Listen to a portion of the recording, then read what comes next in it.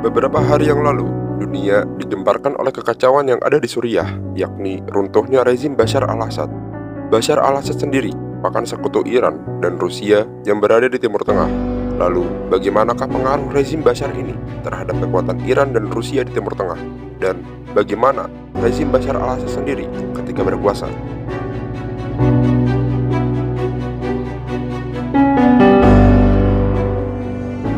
Rezim ini telah berkuasa sejak 17 Juli tahun 2000 dengan menggantikan peran ayahnya, yakni Hafez al-Assad, yang memerintah Suriah selama hampir 30 tahun. Setelah Hafez meninggal pada tahun 2000, Bashar, yang sebelumnya merupakan seorang dokter mata yang tidak terlibat aktif dalam politik, diangkat menjadi presiden. Awalnya, banyak yang berharap bahwa Bashar bisa membawa reformasi, tapi harapan itu dengan cepat sirna karena ia telah memilih untuk mempertahankan status otoriter yang diwarisi oleh ayahnya. Bashar memimpin Suriah dengan tangan besi dan berusaha mengonsolidasikan kekuasaannya dengan menindas lawan politiknya. Di bawah pemerintahannya, Suriah telah menjadi negara yang sangat terpusat dengan sedikit ruang untuk oposisi politik atau bahkan kebebasan sipil saja. Rezim Bashar al-Assad mengontrol hampir seluruh aspek kehidupan publik, termasuk media, ekonomi, dan militer. Bahkan juga aktivis pro-demokrasi dan tokoh oposisi seringkali ditangkap, disiksa, atau bahkan dibunuh. Salah satu aspek paling kontroversial dari rezim Assad adalah catatan buruknya dalam hal hak asasi manusia. Rezim ini dituduh melakukan pelanggaran serius terhadap hak asasi manusia, termasuk penyiksaan, pembunuhan massal, dan penggunaan senjata kimia terhadap rakyatnya sendiri. Tercatat, setidaknya ada lebih dari 10 kasus pelanggaran HAM berat seperti serangan senjata kimia yang terjadi di daerah Ghouta, pinggiran kota Damaskus pada Agustus 2013, yang mengakibatkan ratusan warga sipil tewas dan juga anak-anak. Serangan ini dikenal dengan nama serangan Ghouta, meskipun pemerintah Suriah membantah terlibat. Penyelidikan internasional oleh PBB menemukan bukti bahwa serangan itu menggunakan senjata kimia sarin yang hanya bisa diproduksi oleh pasukan militer pemerintah Suriah. Serangan ini memicu kecaman global dan meningkatkan ketegangan antara negara besar termasuk Amerika Serikat yang bahkan mempertimbangkan serangan militer terhadap Suriah. Lalu peristiwa berikutnya terjadi tidak jauh dari kota Ghouta. Kali ini berada di Daraya, sebuah kota dekat Damaskus. Peristiwa ini menjadi salah satu simbol kekejaman yang dilakukan oleh rezim Assad selama perang saudara. Pasukan pemerintah mengepung Daraya selama berbulan-bulan, mengalami pasokan makanan dan obat-obatan. Pada Agustus 2012, pasukan Assad mulai melakukan serangan udara yang menghancurkan sebagian besar kota. Setelah oposisi akhirnya meninggalkan Daraya pada tahun 2013, dilaporkan bahwa pasukan Assad menemukan banyak mayat warga sipil yang dieksekusi. Pembantaian ini menyebabkan kemarahan global dan memperburuk citra rezim Bashar al-Assad di dunia internasional. Bahkan selama perang saudara, pasukan Assad dilaporkan sering menggunakan senjata berat dan serangan udara terhadap kawasan yang didominasi oleh oposisi, yang sebagian besar terdiri dari warga sipil. Serangan ini seringkali dilakukan tanpa membedakan antara kombatan dan warga sipil, menghancurkan rumah-rumah, rumah sakit, dan fasilitas penting lainnya. Kota-kota besar seperti Aleppo, Homs, dan Idlib sering mengalami kehancuran parah akibat serangan udara dan artileri yang menargetkan infrastruktur sipil. Pada 2016, pasukan Assad dengan dukungan dari Rusia melancarkan serangan besar-besaran di Aleppo, kota terbesar kedua di Suriah. Serangan ini ditandai dengan serangan udara yang menghancurkan rumah-rumah dan rumah sakit, serta penggunaan senjata berat di kawasan padat penduduk. Ribuan warga sipil tewas atau bahkan terluka, dan Aleppo mengalami kerusakan yang sangat parah. Serangan ini menuai kecaman internasional dari sejumlah laporan mengungkapkan bahwa pasukan Assad dan sekutunya bertanggung jawab atas pelanggaran terhadap hukum humaniter internasional. Bashar al-Assad sendiri juga dianggap menggunakan pasukan selain pasukan pemerintah. Bashar mengandalkan milisi pro-pemerintah seperti Shabiba, serta milisi yang didukung Iran untuk menanggulangi pemberontakan. Tentunya, kelompok ini terlibat dalam sejumlah kekejaman terhadap warga sipil, termasuk pembunuhan massal, pemerkosaan, serta perusakan desa-desa yang diduga mendukung oposisi. Bashar bertanggung jawab atas pelanggaran HAM berat yang membuat citra dari rezim Bashar al-Assad selalu dikritik oleh Amerika dan sekutunya. Bashar juga mendukung perang saudara di Lebanon dan menjadi tempat persinggahan sementara bagi pasukan pro-Iran yang ditugaskan untuk menyebarkan propaganda menuju Lebanon dan Palestina. Iran memang sudah bercokol di Suriah sejak lama. Tercatat bahwa Iran telah mendukung pasukan pro-pemerintah Bashar di Suriah dengan mengirimkan pasukan IRGC-nya untuk memperluas pengaruh mereka di Timur Tengah.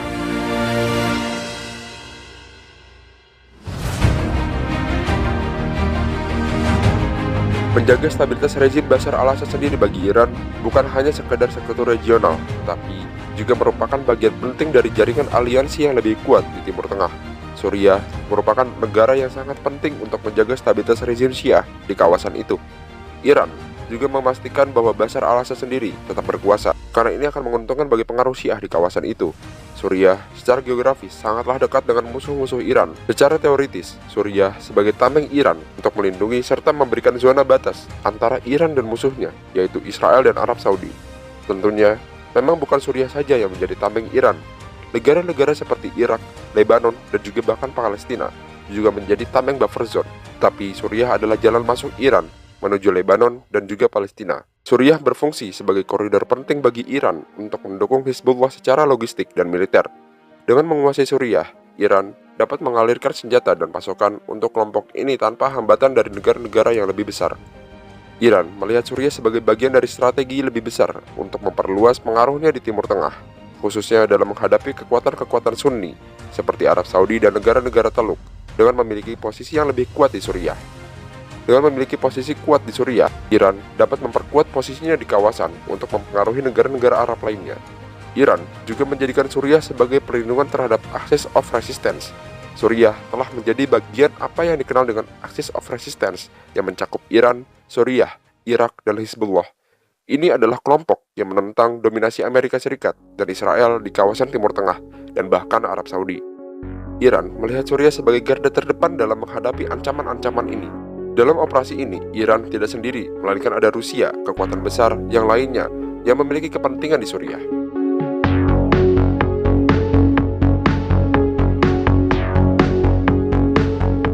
Suriah sangatlah strategis di Timur Tengah bagi Rusia.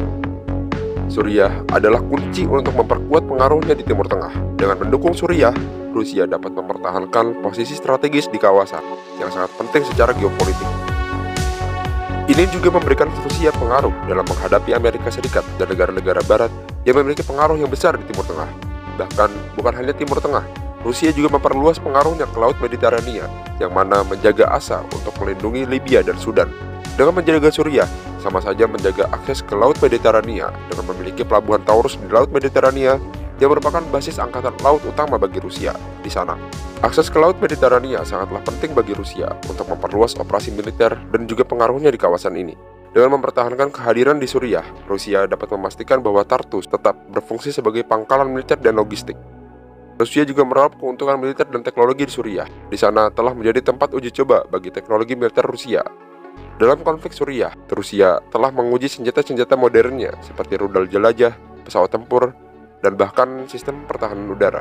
Keterlibatan dalam Suriah memberi Rusia kesempatan untuk memperlihatkan kekuatan militer dan memperbaiki hubungan dengan sekutu-sekutunya di kawasan itu. Rusia juga berusaha untuk menjaga pengaruhnya di Timur Tengah dan bahkan Afrika Utara dengan menjadikan Suriah sebagai tameng untuk menghalau ekspansi Barat. Rusia memiliki kekhawatiran besar terhadap ekspansi NATO dan Amerika Serikat di wilayah Timur Tengah.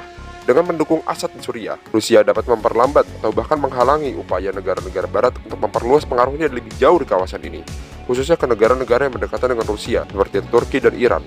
Namun Bashar al-Assad sendiri tidak akan berujung lama.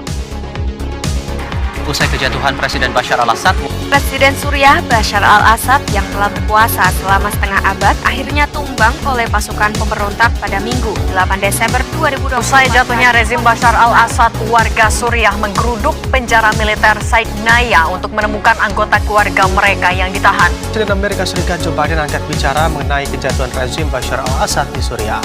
Menurut Biden, kejatuhan Assad adalah keadilan mendasar bagi warga Suriah setelah puluhan tahun ditindas ketidakpastian. Namun Biden juga mengingatkan, ini juga menjadi momentum ketidakpastian bagi Timur Tengah.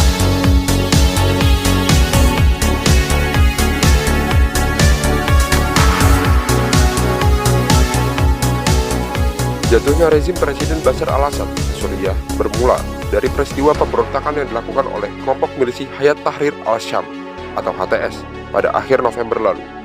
Saat itu, HTS tiba-tiba menyerang salah satu kota yang dikuasai oleh pemerintah Suriah sejak Perang Saudara yang berakhir pada 2011, yaitu kota Aleppo.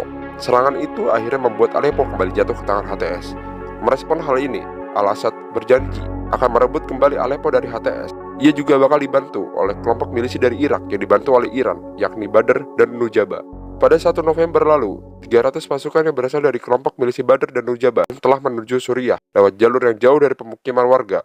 Hal ini dilakukan guna menghindari serangan udara dari milisi Suriah. Rezim Presiden Bashar al-Assad Suriah akhirnya tumbang pada Minggu tanggal 8 Desember pagi hari setelah pasukan oposisi berhasil menguasai ibu kota Damaskus, yang mana beberapa hari yang lalu pasukan oposisi telah menguasai kota-kota besar dan bahkan Damaskus. Bashar sendiri dikabarkan telah melarikan diri ke Rusia, lebih tepatnya ke Moskow. Putin nampaknya menyediakan tempat perlindungan untuk presiden boneka Rusia dan Iran tersebut. Kendati demikian, percik-percik perlawanan dari pihak pro-Bashar yang masih ada, serta beberapa pasukan Rusia dan Iran yang masih bercokol di sana. Dengan kejatuhan ini, Rusia dan Iran terancam atas pengaruh dari Timur Tengah dan bahkan Afrika Utara.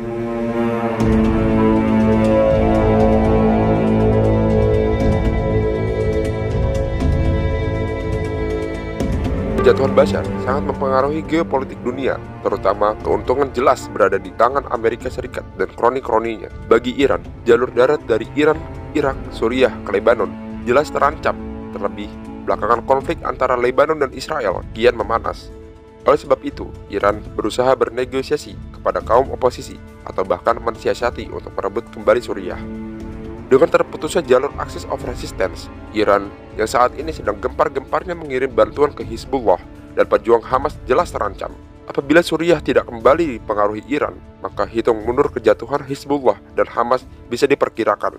Hizbullah dan Hamas jelas-jelas sangat bergantung dengan pasokan persenjataan yang berasal dari Iran dan melewati Suriah. Apabila jalur ini terputus, maka menyulitkan Iran untuk melindungi sekutunya.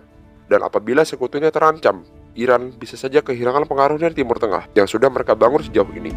Bukan hanya Iran, geopolitik Rusia juga terancam. Setidaknya tercatat bahwa Rusia memiliki 2 pangkalan militer di Suriah, yakni Pangkalan Angkatan Laut Tartus di pantai Mediterania dan juga Pangkalan Udara Khmim di daerah kota pelabuhan Latakia. Mereka dianggap sebagai salah satu pos terdepan militer Kremlin yang paling strategis di Timur Tengah dan Mediterania serta Afrika Utara. Apabila Suriah dikuasai oleh pihak oposisi yang menolak mendukung Rusia, maka status pengaruh Rusia atas Mediterania, Timur Tengah, atau bahkan Afrika Utara terancam.